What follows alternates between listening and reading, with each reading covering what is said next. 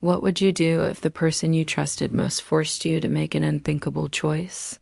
This is the story of how one decision shattered everything I knew about love, loyalty, and myself. Hi, my name is Emma, and I need to get something off my chest, something I've kept buried for too long. Before you judge me, please listen to my story. I never thought I'd find myself in a situation like this, and I still struggle to understand how everything spiraled so quickly. It's a memory that has haunted me for years, something my husband made me do that changed the course of my life. It all started a few years back. Alex, my husband, and I had been married for almost 10 years. Like most couples, we'd had our ups and downs, but I never expected this. Alex was a loving man, but over time, something changed. He became distant, more controlling, and less affectionate.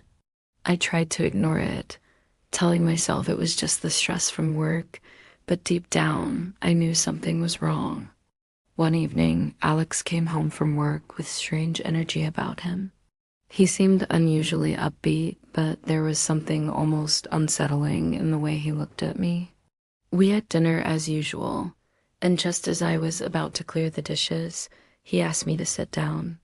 His tone was serious, so I complied, my heart starting to race, sensing that this conversation wasn't going to be an ordinary one.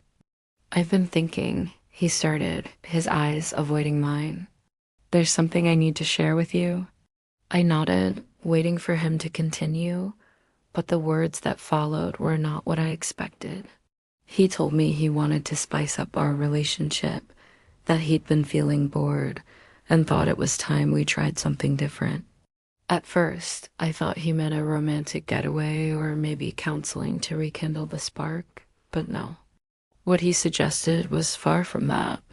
"I've arranged for us to meet two men," he said bluntly. "They're coming over this weekend." I stared at him, not understanding what he was getting at. I didn't know if he was joking or if this was some sick test, but his expression was deadly serious. My stomach twisted and I felt a wave of nausea wash over me. "What do you mean, two men?" I asked, my voice barely a whisper. "They're friends of mine," he said, trying to sound casual, as if this was normal. "We're going to spend the night together with them?" I was speechless. My hands trembled as I tried to process what he was saying. This wasn't my husband. This wasn't the man I had vowed to spend my life with. He was talking about bringing two strangers into our home, into our marriage, like it was nothing. "Alex, are you out of your mind?" I finally managed to say, my voice shaking with disbelief and anger. "This isn't us." "Why would you even?" But before I could finish, he cut me off. "Emma, this is happening," he said sharply. "You need to understand. It's something I want, something we need."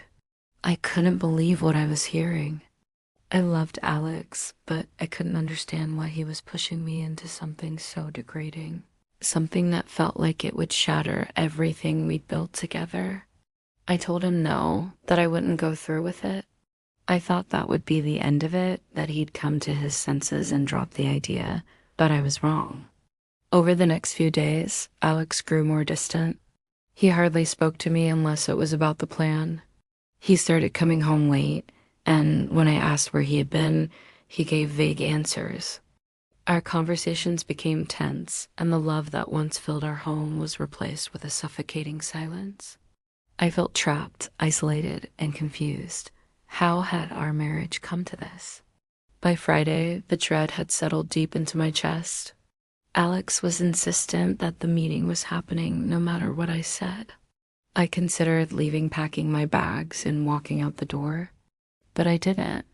As much as I hated to admit it, part of me was still holding on to the man I thought I knew, hoping this was just a phase, something we could work through.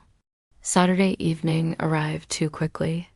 The men, Alex's so-called friends, arrived promptly at 8 p.m. I sat on the couch, my hands clenched in my lap, trying to hold back tears. I didn't even know their names, and now they were sitting in my living room, talking to my husband as if they were old buddies. The air was thick with tension, and I could feel their eyes on me, watching, waiting. I wanted to disappear, to run out of the house and never look back.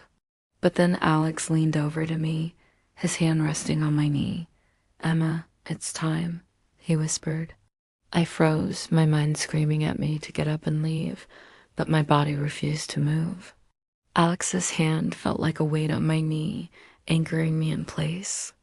I couldn't look at him, and I certainly couldn't look at the two men sitting across from me. My heart pounded in my chest, and the room seemed to close in around me. "Emma, please," Alex said again, his voice lower now, almost pleading. There was something in his tone that made me pause. It wasn't just insistence, it was desperation. For the first time in days, I saw a flicker of vulnerability in his eyes. This wasn't just about satisfying some twisted fantasy for him. It was about control, power, and something deeper that I couldn't quite understand. But that didn't make it right. None of this felt right. "I can't do this, Alex," I finally whispered, my voice cracking. "This isn't who we are." He sighed heavily and sat back, rubbing his temples in frustration. "You think I want this?" He muttered more to himself than to me. "I'm doing this for us, Emma. Don't you get that?" "No, you're not," I shot back, finding a sliver of strength. "You're doing this for you. You've changed, Alex. This isn't about us anymore. It's about control." For a moment, I thought I saw guilt flash across his face, but it was gone as quickly as it came. Instead, he clenched his jaw and stood up, pacing the room like a man who had lost his way. I wanted to reach out to him, to pull him back to the man I once knew, but I didn't know how. We were so far from where we had started, and I wasn't sure if we could ever find our way back. As the silence stretched between us, one of the men, let's call him Daniel, cleared his throat. He seemed to sense the tension, but there was an air of impatience about him. "Look," he said, his voice calm but firm. "If this isn't happening, we should probably leave." I glanced up at him, and for the first time, I really looked at him. He wasn't what I expected. He was calm, even respectful, and his demeanor seemed more sympathetic than I had imagined. I had built up this idea in my head that these men were predators, but they weren't. They were just people. And somehow, that made the whole situation even more confusing. I didn't want to stay. I didn't want to be part of whatever this was becoming. But the weight of everything, the years with Alex, the love we once shared, the hope that maybe, somehow, things could go back to normal, kept me sitting there. I didn't know what to do. I felt trapped, suffocated by my own indecision. Then Alex spoke, his voice quiet but resolute. "Emma, if you leave, we're done." The words hit me like a punch to the gut. I looked at him in disbelief, trying to comprehend what he had just said. He had drawn a line in the sand, and I had to choose which side I was going to stand on. I felt tears welling up in my eyes, but I blinked them back, refusing to let him see me break. "I've given you everything," he continued, his voice steady but cold. "I've provided for you, loved you, and this one thing is all I'm asking for in return." I stood up, my legs shaky but determined. "This isn't love, Alex," I said, my voice barely above a whisper. "This is manipulation." His eyes flashed with anger, but I didn't care anymore. I couldn't do this. I wouldn't do this. I turned toward the door, fully expecting him to yell, to grab me, to try and stop me. But he didn't. Instead, I heard him mutter under his breath something like, "You'll regret this." Maybe I would. Maybe leaving was a mistake. But in that moment, I knew I had to walk away. I couldn't let Alex or anyone force me into something I wasn't comfortable with. As I stepped outside, the cool evening air hit my face, and I felt a strange mixture of relief and heartbreak. My legs carried me down the street, my mind racing. Where would I go? What would I do? I had no answers, only a deep sense of betrayal and loss. I wandered aimlessly for what felt like hours. each step taking me farther from the home that no longer felt like mine. My heart was heavy, and my thoughts were a tangled mess of anger, sadness, and disbelief. I had left behind not just Alex, but the life we had built together, and the realization of that hit me like a tidal wave. Eventually, I found myself standing in front of a small cafe. The lights inside were warm and inviting, and the faint hum of chatter drifted through the air. I hesitated for a moment, unsure of where else to go, before stepping inside.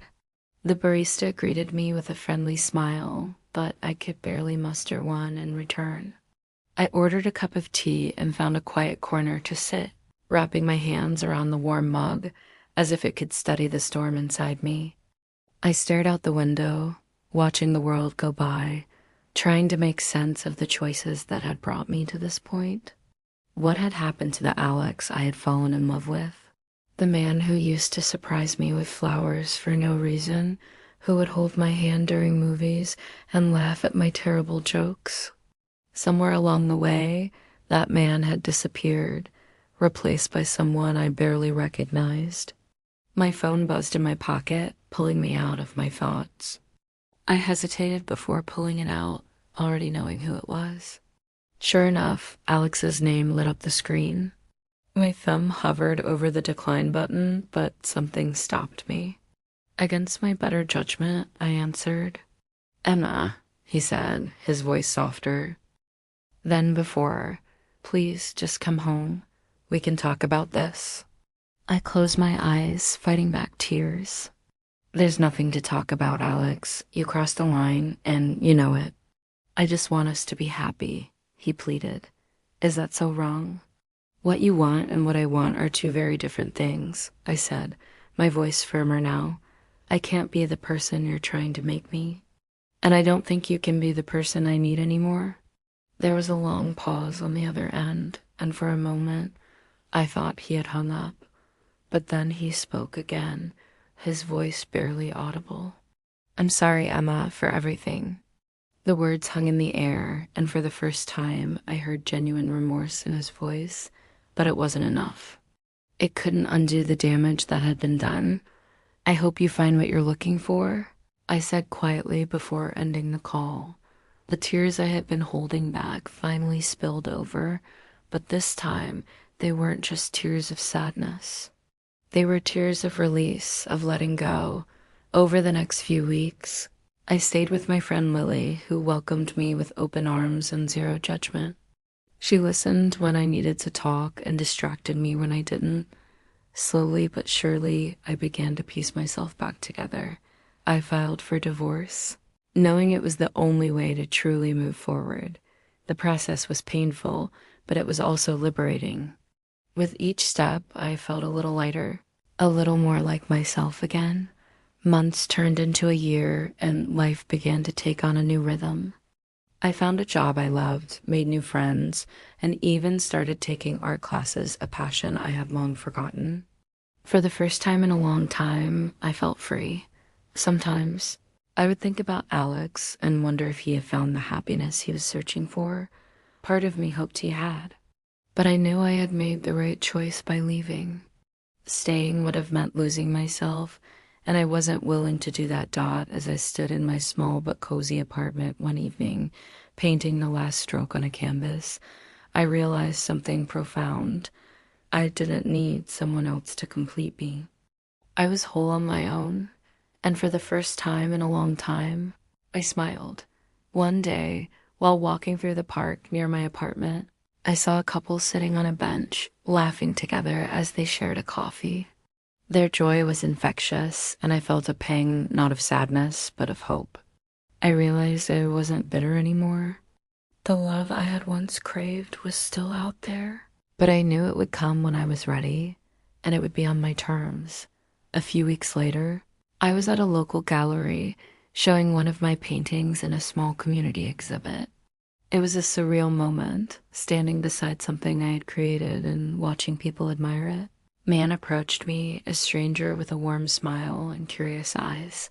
"This piece is incredible," he said, gesturing to my painting. "It feels so alive." "Thank you," I replied, surprised by the sincerity in his voice.